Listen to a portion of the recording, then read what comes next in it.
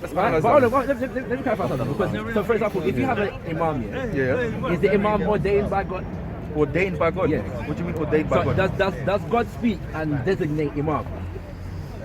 God allows that man to speak, but to say that he ordains him, no. Ordain means he selects him to give him information. No. That's a prophet. No, so it's that individual through their own application and the study of the principles of the thing, that is therefore given role and responsibility within the ummah. Okay, so they earn a particular role based upon their application to a particular style of study.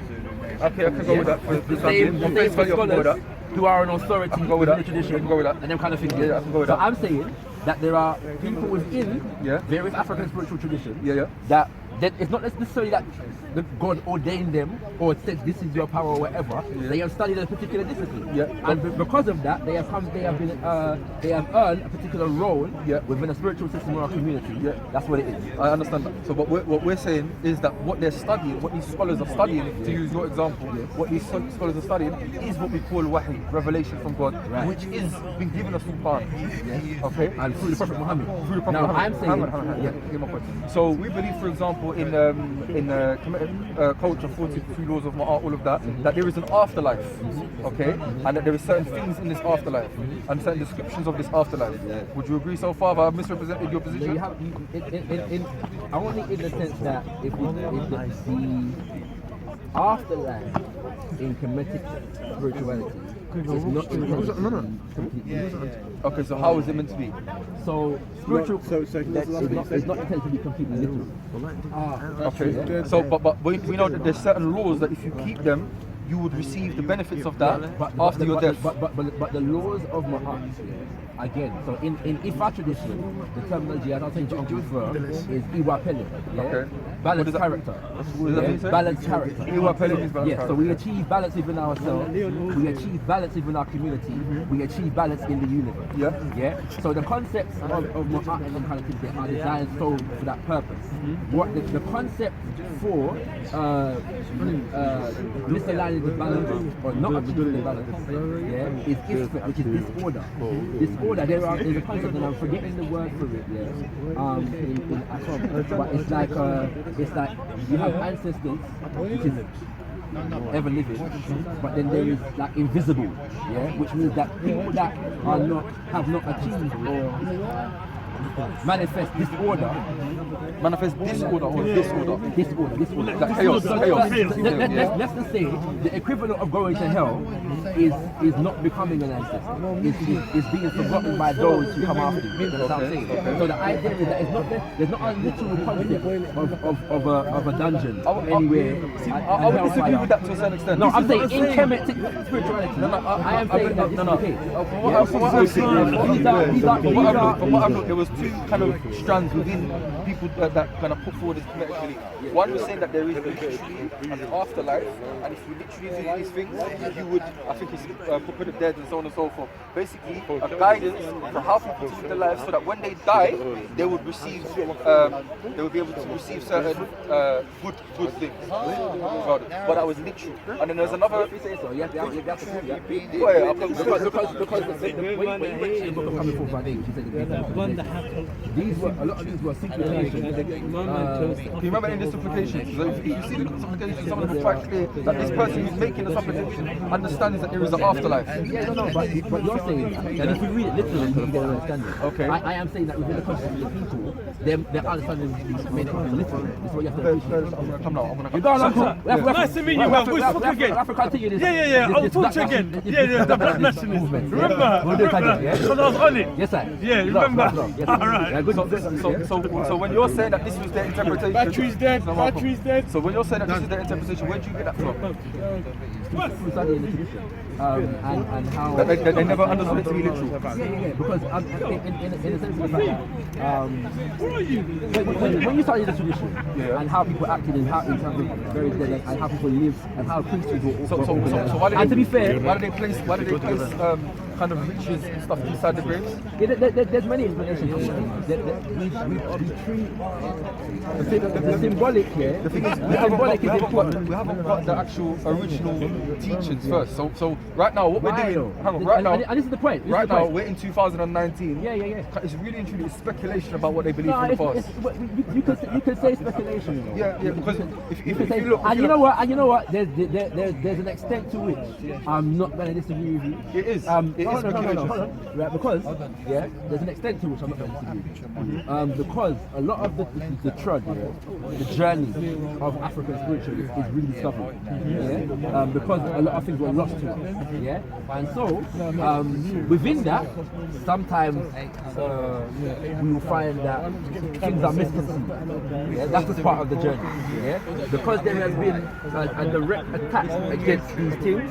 Yeah, and because of that, some of the history has been lost. Yeah, some of the history has been destroyed. I can agree with that. So I would. There's an extent to which I would agree with. And say that through our intentional endeavours, to rediscover what this is, we have got to a certain level of understanding. That's fair and enough. we probably have not reached another level of understanding. That's fair enough. I'll agree with that. So, without trying to sound disrespectful, Yes, sir. it is speculation from an angle. It's it's speculation. You've got pieces of a puzzle, and you're trying to establish what was the actual belief.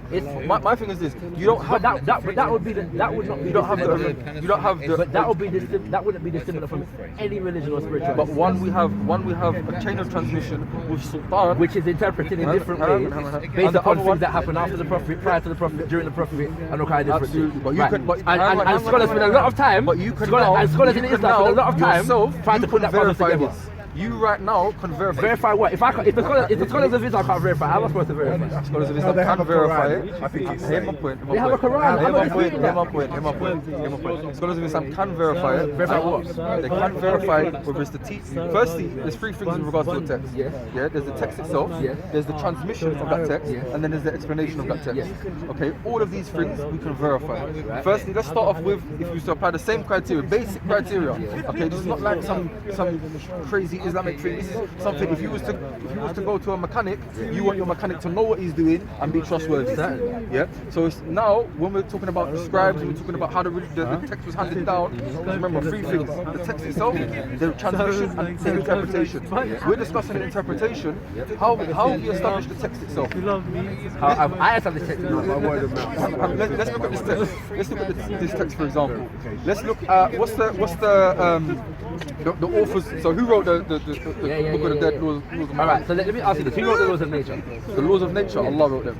Allah wrote them. Yeah. So I am saying that from an African spiritualist point of view, Yeah. the first thing we look at is the laws of nature, Okay. which comes from the Creator himself. So who codified them and made this into a teaching? Whose speech are we looking at? Because look, right now, Our ancestors. Look. So look. So this is we the learn point. things through human transmission, that's just like fine. you said. What did you just say? The three things were? The text, The text? the transmission of the text, the Yes. method of transmission, Okay. and the interpretation. So you consider the laws of nature, Yeah. the text. No. Hold on. because- no, Consider no, the laws of nature, the text. No. Consider, It doesn't work. Because consider, we're talking about, consider the we're talking ancestors, about, we're talking the about tools, or the conduit for transmission. No. And consider us at this point in time, the interpreters. How can That's you fine. how can you feel yourself in that position? Don't distract. How? Because we are human beings. No, Let's just look at it.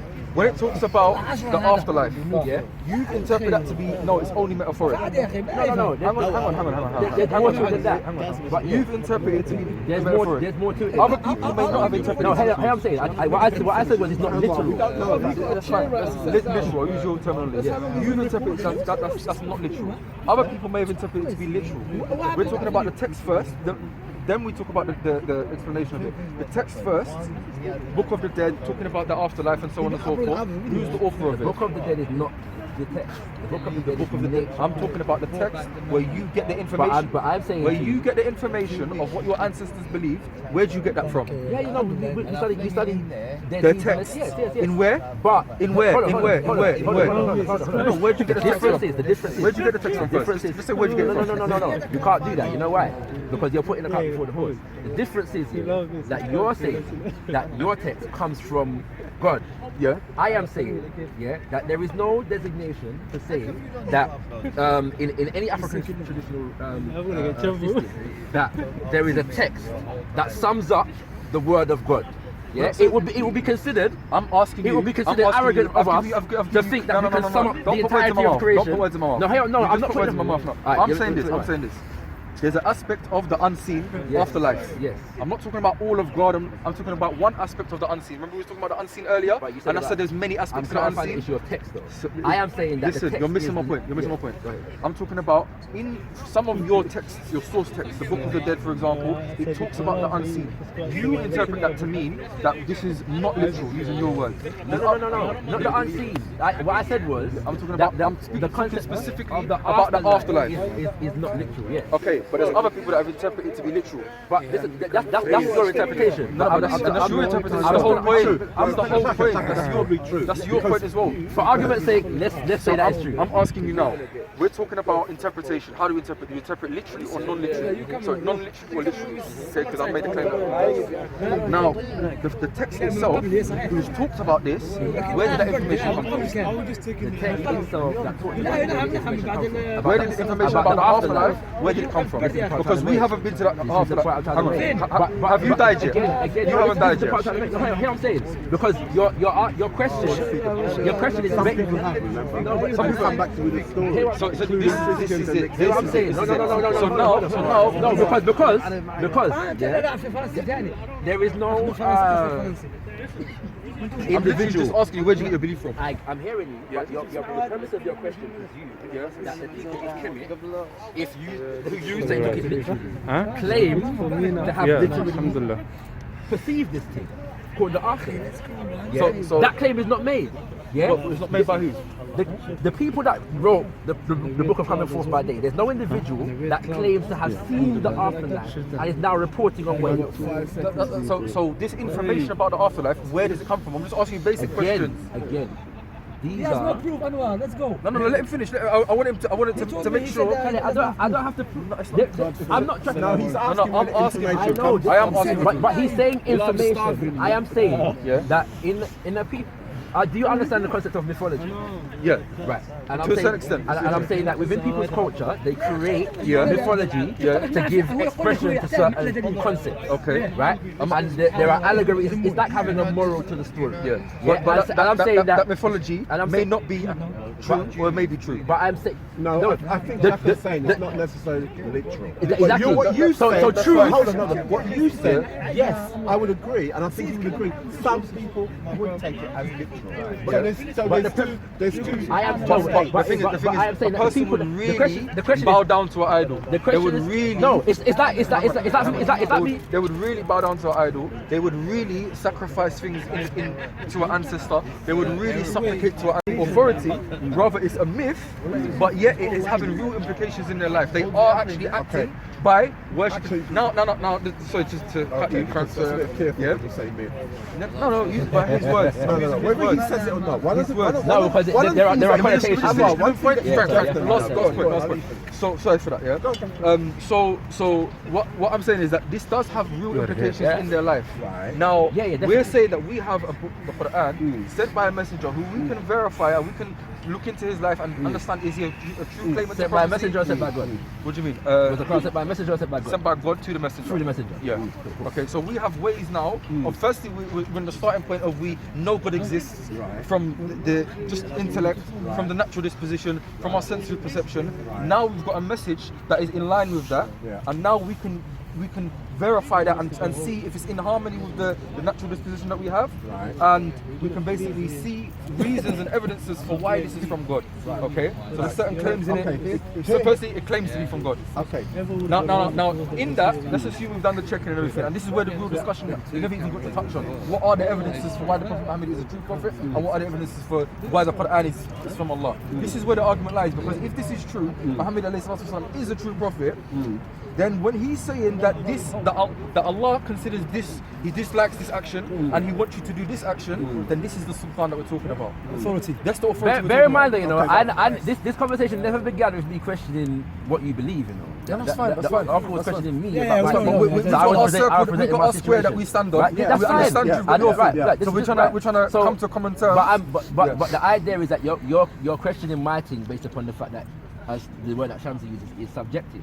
And I'm saying that everything that you're saying is dependent upon my belief in the fact that God communicated through Gabriel with Muhammad and gave him a book, or recited to him a book, recited to him recited, gave him recitations that were later written down in the book. That's my understanding of the process. Correct me if I'm wrong. That were later put pen to ink. Yeah. Yes. Yeah. Right. What's it called? And I am saying, yeah, that it's all dependent upon this story, this history being true. Yeah, absolutely. This is the sultan that we're talking about. Cool. This is the sultan that we're talking about. No. Authority. The authority that we're talking about. Okay. Because maybe we're at the point then where you have to present the evidence. this is where it is. This is the whole crux of the argument. This is the whole crux of the So go ahead. argument. So firstly, we have to understand where do we stand now. Go, man. Well, this is because this is the meat now. This is the meat. All of that was just rice. Now we're in the meat. No, we're there at the veg, you know. Okay. I understand. Yeah, try to make it quick and. I'm just saying I'm working on the item. Let's leave that there. Let's leave that.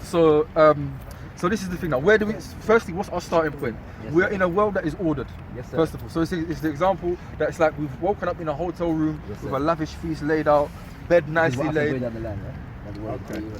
Yeah, absolutely. Just remember what we said as well, that everybody acknowledges this. Yes, This is not something that Muslims only believe the word is order. Yes, sir. Every society has this. So Yes, sir. this is the start point. Yes, sir. For now, we're going to analyze this thing. So this is the start point. Yes, That we have understand that there's a supreme creator. Yes, sir. One creator created everything, Yes, sir. and he has given us inside us a concept of right and wrong, a moral compass, so to speak. Yes, sir. And he's established justice in the world. Who words that you're familiar with as well? Okay. Now he's saying these things, and he's giving. He's making the claim that the same creator that you have, is the one that's revealed this message. Ar-Rahman allama al-Quran, the most merciful, he sent you the Quran. Then he's made claims inside it. He said those that they worship with other than Allah, they have no authority for. So now we can understand this message of the Prophet Muhammad, which is worship this creator alone. Ya ayyuhan nas i'budu rabbakum alladhi khalaqakum walladhina min qablikum la'allakum tattaqun. O mankind, worship your Lord who created you, and those before you, if you were to be pious, basically. Yes, sir. Okay, so now this message is innate within you. Your creator created you, so we understand that naturally inside us we're already leaning towards giving thanks. Okay, so this is not a strange message. He's not telling you to worship something else or worship a man or something else. He's telling you worship this creator who created you and those before you and your ancestors. So this message, something first tip. Now the message inside it, if we analyze the example of Yusuf, what he said that those that they worship besides Allah, they are invented names that your forefathers invented with no authority. Now when we look at the other religions, how are they preserved, who is the source text, and in your own definition, without putting words in your mouth, you said this is a mythology not intended to be taken literally. So there is no like clear, this is what we believe, It's a metaphor on life, or a non-literal guidance on life. You are misrepresenting me though. What I said was that we're talking about the example of the afterlife specifically. Yeah. So you will find text in the Majulessa, which is intended to be taken literally in terms of character, in terms of social order and kind of things there. Yeah. What I was referring to was the afterlife. Yeah. Okay. In terms of the now, for example, in the Quran, it tells you, gives you challenges. For example, first it's past the first challenge that it should be in line with this natural belief, saying worship a creator. It's not calling you to worship anything else. It's calling you to worship the creator.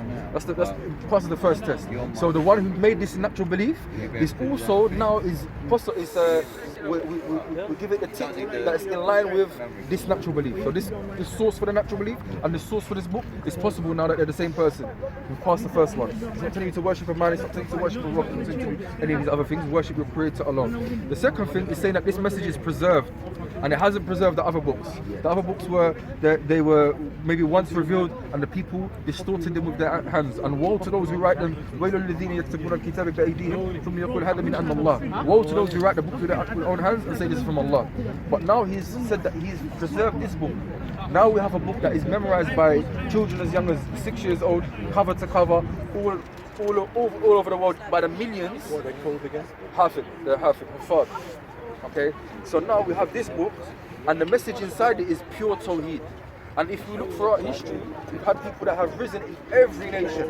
And we accept, for example, whatever country it was.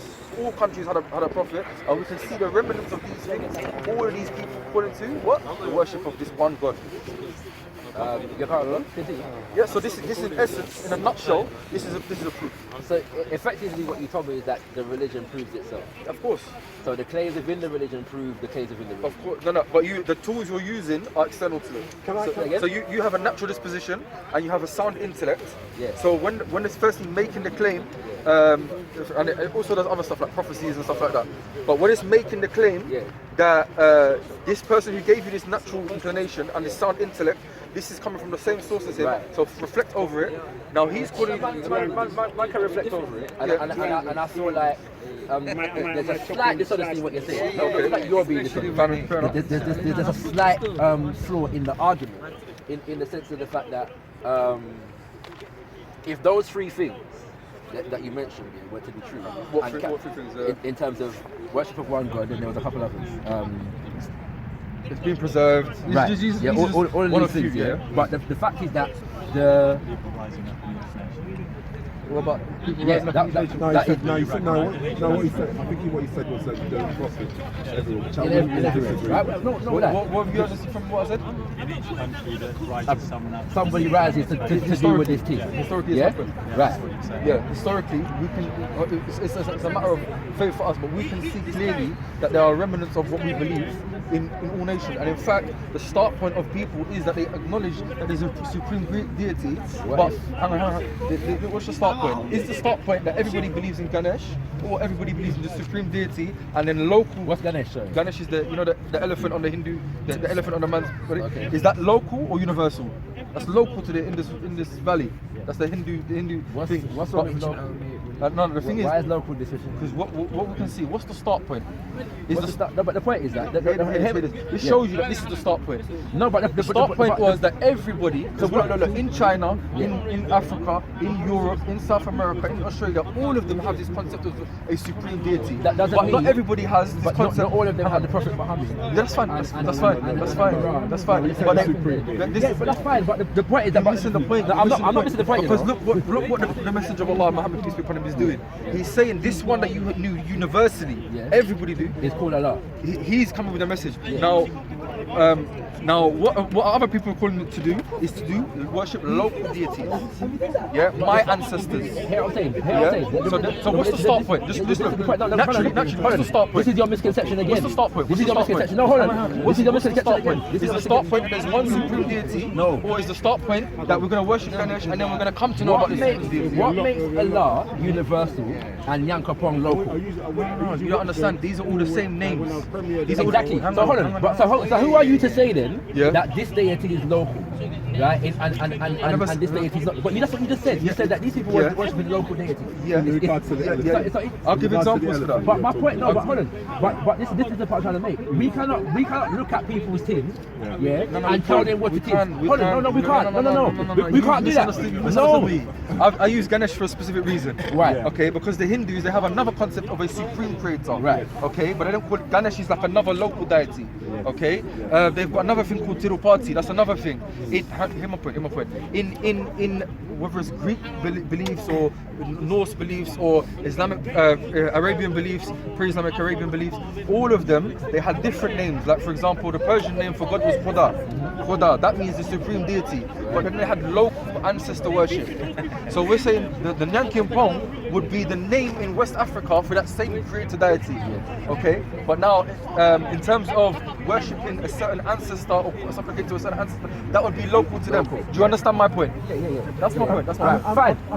I know somebody who practices sort of Native Americans, and apparently they considered the sun, the earth, and water. That was what they worshipped. This person, this is what he was practicing. So he was telling me. Is the sun universal?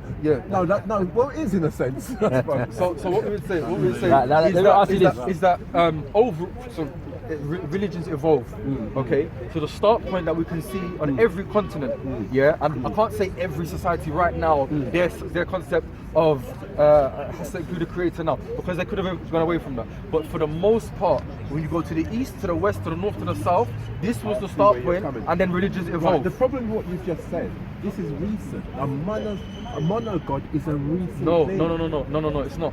Because that Ganesh is 2 million years old. We've only had No, but this a is one God concept no, in the last. no. what? I'm not even- Look at this. Look at this. I'll even be generous and say 100,000 years. Look at this now. The start point is that look, all of them they acknowledge that there was supreme universal deity, supreme creator. Okay. Then they had 5,000 gods at one point. okay, but there was all started with one supreme deity. There was one supreme deity. So look, it's two ways. Either the start point was that I've got my local ancestor worship, and then I come to know about this supreme deity. That's one option. Yeah. Or the other option is that I know about this supreme deity, and then because I venerate my fathers, my ancestors, then I come to worship them. There's another option. That would be more. There's another option. Go on. The other option is the understanding that although I am created by the Creator, I'm created by the Creator through the my lineage of my parents. ancestors. Yeah. And so I honor that lineage. Yeah. I honor that lineage. Yeah. Because my life is a consequence of that. Yeah. In honoring the Creator. That's- right. Hold on a second. Yeah. Right. Now, But no. is Prophet Muhammad Yeah. universal? His message is universal. Yeah. Right. He's a universal prophet. Yeah. Right. Yeah. He came to the Arabs, right? Yeah. No, the whole of mankind. No. But he came to the he was Arabs, life to right? the Arabs, yeah. Okay, right. So my question to you is, what makes the Prophet Muhammad universal and not Olurun of Ifa local? Firstly, where did we get the text for his beliefs? What's the name? Sorry. Olurun. Where do we get his beliefs from? His message from? What's his message first of all? There's various different ones, but this is the person who codified the Ifa system. So what's the spiritual point? system. If you But could just, my point if is you that just summarize his message. What's his message? Let's analyze it. Let's analyze it. Because in order, we don't have to go through. Yeah. Again, so the basic point of Ifa spiritual system is Iwa Pele, balanced character, achieving balance. Okay. Yeah, And on different levels. How do we come Hold to on a know of second. his belief? I'm asking basic questions. So there are you have the Orisha, yeah, which has principles in nature. Let's just look at it like this. Hold on, one second. He's got a belief. Where's that belief found? One second. Like I said to you, the laws of nature is the principal thing. Okay. So you find. Let me finish. How do you come to know? How do you come to know his name? I'm asking basic questions. Let me finish. How do you come to his basic? Let me finish. Go on, go on. Yeah. The laws of nature is the basic principle. Yes. So when you look at the Orisha, all of them represent principles.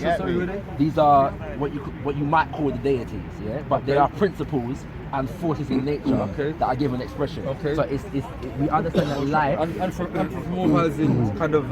You could say that, yeah. Yeah, If we're using this English language, you know what I'm saying. We're using English language now. Yeah. We're not using But another language. Isn't it? the problem with the English language is that it comes with its connotations and denotations. Fair enough. So if I say, Clarify your terms if I say to you pagan, yeah, there's a literal meaning and there's a connotation that comes with that meaning, yeah, based upon the development of European civilization. That's true, yeah. Right? So- Okay. so clarify All your terms, what you Right. mean So there, I'm yeah. saying that you have the laws of nature is principle.